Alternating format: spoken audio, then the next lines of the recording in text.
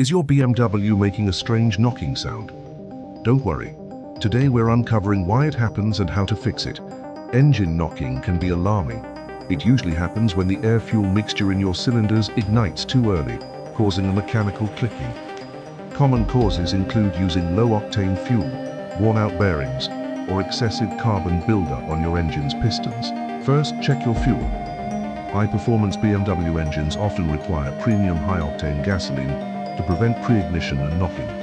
Next, inspect your engine oil. Dirty or low oil can lead to friction and heat, making that knocking sound even worse. Third, consider a professional carbon clean. Over time, soot builds up on valves, affecting your engine's performance and smoothness. If the sound persists, use a diagnostic scanner. Catching mechanical issues early saves you thousands in long-term repair costs. With proper maintenance, your BMW will return to that smooth, signature drive you love.